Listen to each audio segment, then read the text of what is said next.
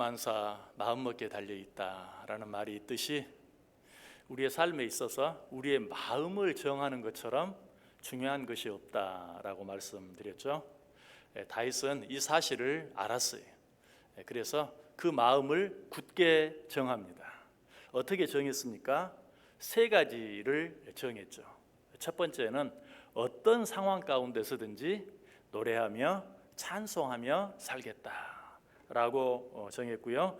두 번째로는 새벽을 깨우며 기도하며 살겠다라고 마음을 정했습니다.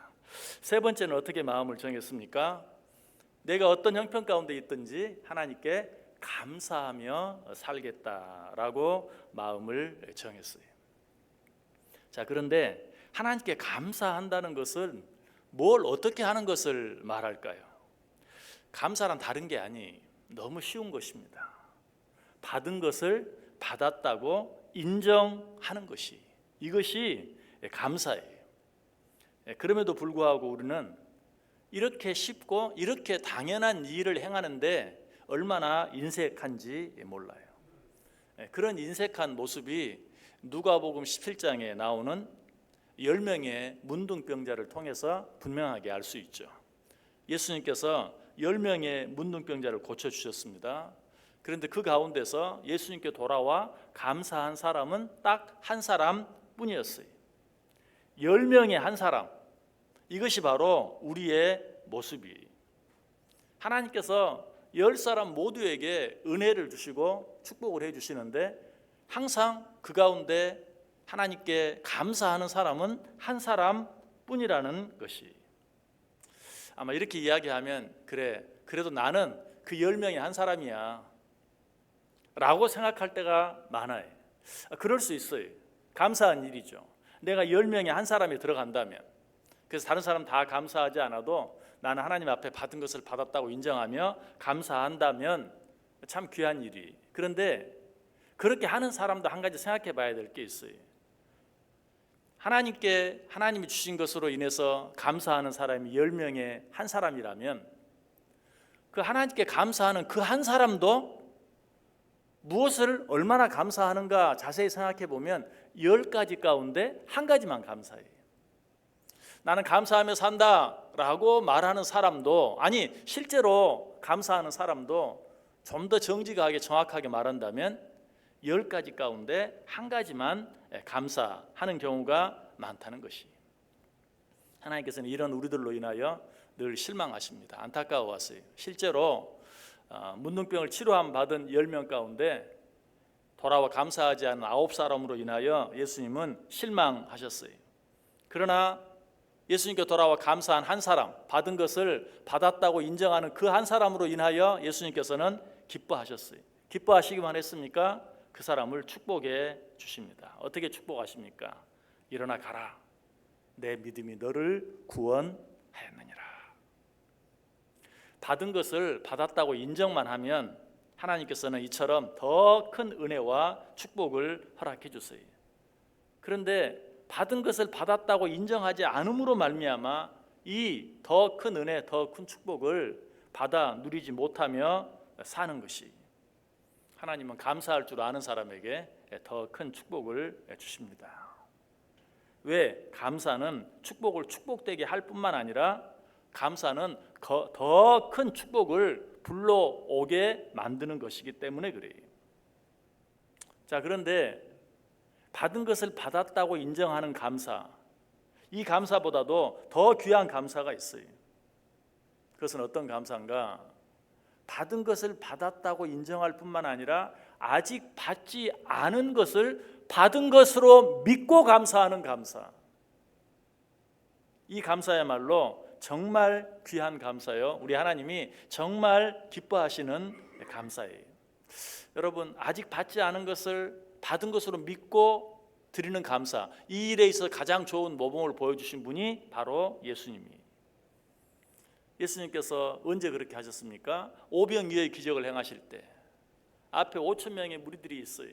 그런데 그들을 먹이시기 위해서 너희가 가진 것이 무엇이냐라고 했더니 고작 뭘 가져왔어요? 조그만 어린아이가 가졌던 한 도시락을 가져왔어요. 그 안에는 보리떡 5개와 물고기 2마리가 들어있었어요. 여러분 같으면 뭐라고 했겠어요? 아니 이거 나보고 어떻게 하라고 이걸 가져오느냐. 안드레가 그랬죠. 아니 이것이 이 많은 사람들 앞에 얼마나 되겠습니까? 그게 맞는 말이죠. 그러나 예수님께서는 그렇게 하지 아니하고 그것으로 인해 어떻게 했어요? 먼저 하늘을 우러러 축사하셨다. 하나님께 감사했다. 하나님께 이것을 내게 주신 것을 감사합니다. 이것이 내게 있는 것으로 인하여 감사합니다. 라고 먼저 감사했어요. 사실은 5천 명 앞에 도시락 하나는 감사거리가 아니고 원망거리죠. 불평거리죠. 안드레가 말했던 그대로 아니 도대체 이거 가지고 나보고 뭘 어떻게 하라고. 그러나 원망할 수밖에 없는 불평할 수밖에 없는 그 일로 인해서 예수님께서는 먼저 감사했어요. 그렇게 했을 때 어때요? 5천 명을 먹이고도 12광주리가 남는 축복을 받게 된 것이죠. 한 가지 더 이야기하면 죽은 나사로를 살릴 때도 마찬가지. 나사로가 이미 죽었어요. 썩어서 냄새가 나요. 무슨 감사할 일이 있습니까? 그러나 그때도 예수님께서는 무덤문을 활짝 열어놓게 하시고 그 무덤에서 쏟아져 나오는 악취를 맡으면서 하나님께 먼저 감사했어요. 그랬을 때 죽은 지 나흘이나 된 나사로가 살아나는 기적을 보게 된 것이죠. 이것이 바로 아직 받지 않았는데 받은 줄로 믿고 드리는 감사의 힘이고 능력이에요. 예수님께서 왜 그 조그만 도시락 앞에서 썩어 냄새가 나는 나사로의 무덤 앞에서 먼저 감사하셨을까? 예수님은 감사의 능력을 아셨어요. 감사가 더 크고 놀라운 축복을 불러오는 열쇠가 된다는 사실을 알았어요. 그래서 그렇게 하신 것이, 감사는 축복을 불러오는 방법일 뿐만 아니라 기적을 일으키는 열쇠가 돼요. 왜? 하나님이 그렇게 약속하셨기 때문에 그래요.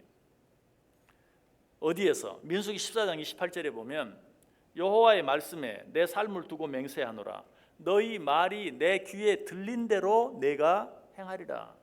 너희 말이 내 귀에 들린 대로, 그러니까 너희가 아직 일어나지 않았지만, 아직 받지 못했지만, 그러나 너희가 먼저 말로 감사하면 너희 말이 내 귀에 들린 대로 내가 행해 주겠다.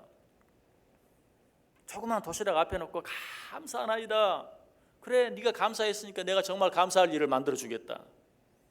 죽은 시체 앞에서 내가 정말 감사합니다 하니까 네 말이 내 귀에 들린 대로 내가 정말 죽은 자 가운데서 나사로를 불러 일으켜 세움으로 너로 하여금 감사하게 만들어 주겠다. 이게 하나님의 약속이. 한 구절 더 보면 마가복음 11장 24절에 내가 너희에게 말하노니 무엇이든지 기도하고 구하는 것은 받은 줄로 믿으라. 그리하면 너희에게 그대로 되리라. 받은 줄로 믿으라. 그리하면 그대로 너희에게 될 것이다. 아직 받지 않았어요. 그럼에도 불구하고 받은 줄로 믿고 감사하면 네가 감사한 대로 되리라. 이게 하나님의 약속이.